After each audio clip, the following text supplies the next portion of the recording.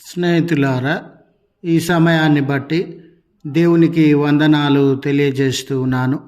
ప్రేమపూర్వకముగా మిమ్మల్ని అందరినీ వాక్య ధ్యానంలోనికి ఆహ్వానిస్తూ ఉన్నాను. బాధలను చూచు దేవుడు. స్నేహితులారా, ఈ అంశాన్ని మీ అందరితో కూడా పంచుకోవడానికి ఇష్టపడుతూ ఉన్నాను కనుక దేవుని యొక్క వాక్యమును మీరు ముగింపు వరకు ఆలకించాలని, మీ కుటుంబ సభ్యులతోనూ తోటి విశ్వాసులతోనూ ఈ వీడియో షేర్ చేసుకోవాలని, మీ ప్రార్థన మనవులు ఎట్టివైనను కామెంట్స్ రూపంలో కానీ ఫోన్ కాల్ ద్వారా కానీ తెలియజేయండి. నమ్మకంగా మీ కొరకు ప్రార్థిస్తాము. ఈ వీడియో మీ ఆధ్యాత్మిక జీవితంలో ఉపయోగకరంగా ఉంది అనిపిస్తే దయచేసి ఈ ఛానల్ను సబ్స్క్రైబ్ చేసుకునవలసినదిగా మనవి. కీర్తనలు 31వ కీర్తన 7వ వచనం. నా ప్రాణ బాధలను నీవు కనిపెట్టి ఉన్నావు, నీవు నా బాధను దృష్టించి ఉన్నావు. స్నేహితులారా, మన జీవితాలలో అనేక రకములైనటువంటి బాధలను మనము అనుభవించుచు ఉన్న తరుణంలో మనతో ఉన్నటువంటి ప్రజలు, కుటుంబ సభ్యులు, స్నేహితులు, ఇరుగు పొరుగు వారిని కొన్ని పర్యాయాలు గమనించినప్పుడు వీరిలో ఏ ఒక్కరికి కూడా నా యొక్క బాధ అర్థము కావట్లేదు, వీరిలో ఏ ఒక్కరు నన్ను అర్థం చేసుకుంటున్నట్లుగానో, నన్ను ధైర్యపరుస్తూ ఉన్నట్లుగానో, నన్ను ప్రోత్సహిస్తూ ఉన్నట్లుగానో కనబడడం లేదు. ఈ బాధలను కనీసము చెప్పుకోవడానికి, ఈ శ్రమలో నేనున్నానని కష్టాన్ని పంచుకోవడానికి కూడా ఎవ్వరూ సిద్ధంగా వినేవారు లేరు అని, అర్థం చేసుకునేటటువంటి వారు లేరు అని కృంగిపోయినటువంటి దినాలు, బాధపడినటువంటి క్షణాలు జీవితంలో ఎన్నో మనము కలిగినటువంటి వారంగా ఉండవచ్చు.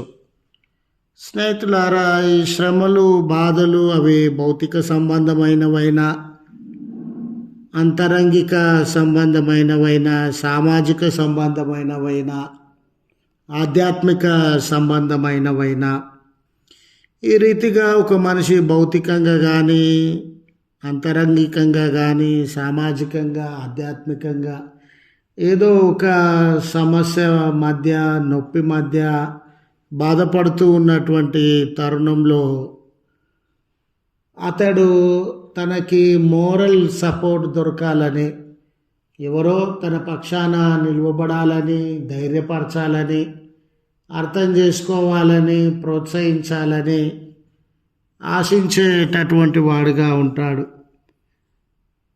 అలాంటి కష్టకాలంలో ఎవ్వరూ తన ప్రక్కన లేకపోతే ఏ వ్యక్తి అయినా ఇంకా వేదనలో, ఇంకా దిగులులో మునిగిపోయేటటువంటి వాడుగా ఉంటాడు.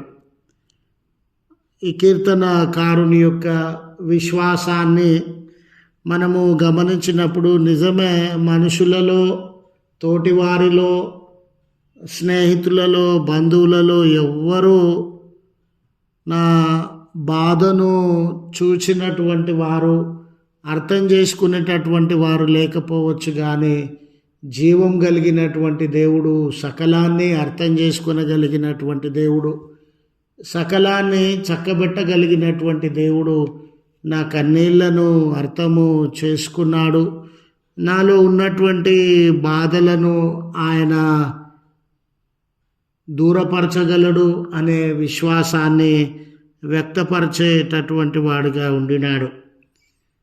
కొన్ని సమస్యలు, కొన్ని ఇబ్బందులు మన జీవితంలో తీవ్రంగా కలిచివేసేటటువంటివిగా ఉన్నవి. అందుకే ఈ కీర్తనకారుడు నా ప్రాణ బాధలను నీవు కనిపెట్టి ఉన్నావు.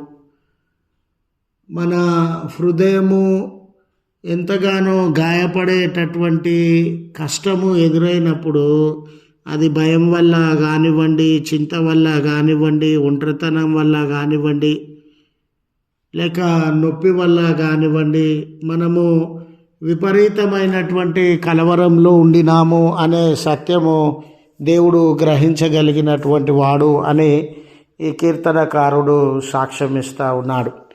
మీరు చూడండి స్నేహితులారా, ఇశ్రాయేల్ జనాంగం ఐగుప్తు దేశంలో వారు ఏడుస్తూ ఉన్నారు, తరమబడుతూ ఉన్నారు, చంపబడుతూ ఉన్నారు.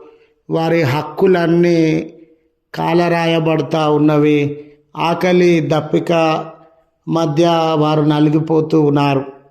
దేవుడు వారి బాధలను, కన్నీళ్లను తాను చూచుచున్నటువంటి దేవుడిగా మనం అర్థము చేసుకొనవచ్చును.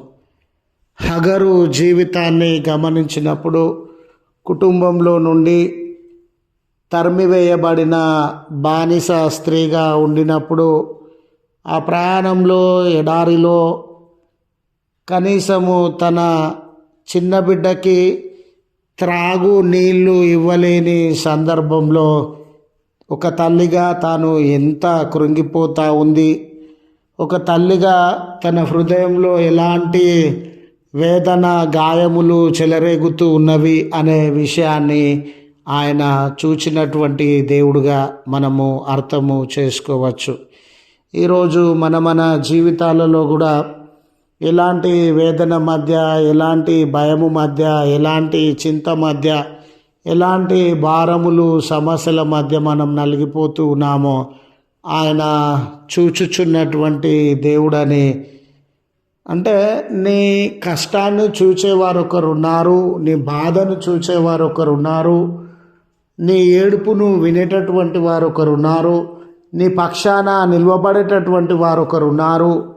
ఆ ఆదరణతో ఈ లోకంలో ముందుకు సాగాలని, ఆ ధైర్యంతో ఎన్ని శ్రమలైనను ఎదిరించి ముందుకు సాగాలని మనవి చేస్తూ ఈ మాటలను ముగిస్తూ ఉన్నాను. ప్రార్థించుదాము. కృపగల తండ్రి, ప్రేమగల మా దేవ, మీ పరిశుద్ధ నామమునకు వందనాలయ్య. ఆదరించు దేవుడవు, ధైర్యపరచగలిగినటువంటి తండ్రివి. నిజమే, మా కనునీళ్లను, ఆపదలను కొన్నిసార్లు ఎవరు అర్థము చేసుకోలేక ఆ ఒంటరితనాన్ని, భీతిని మేము అనుభవించేటటువంటి వారంగా ఉండవచ్చునయ్యా. అందరినీ అర్థం చేసుకొనగలిగిన దేవుడవు, అందరినీ ఆదరించగలిగినటువంటి దేవుడవు. ఈ ప్రార్థనలో నీ ప్రియబిడ్డలు ఏకీభవించుచునుండగా వారి జీవితంలో ఏ కలవరం ఉండిందో, వారి జీవితంలో ఏ బంధకం ఉండిందో, వారి జీవితంలో ఏ శ్రమ ఉండిందో, నేను తోడయున్న దేవుడను, నేను నీ కన్నీళ్లను విని అర్థము చేసుకొని ధైర్యపరచగలిగిన దేవుడను అని వాగ్దానం ఇస్తుండగా వారు ఆదరింపబడుటకు మీ కృప దయచేయమని, సమస్యలు, బంధకములు, బలహీనతలలో ఉన్న బిడ్డలను మీరు ఓదార్చి, ధైర్యపరిచి, సహాయాన్ని అనుగ్రహించి ఈ దినపు దీవెనలతో వారిని దర్శించుమని క్రీస్తు పేరట వేడుకొనుచు నాము తండ్రి. ఆమెన్. తండ్రి, కుమార, పరిశుద్ధాత్మ త్రియేక దేవుని దీవెన వారికి తోడై ఉండి, మనందరికీ తోడై ఉండి మనలను కాపాడును గాక. ఆమెన్.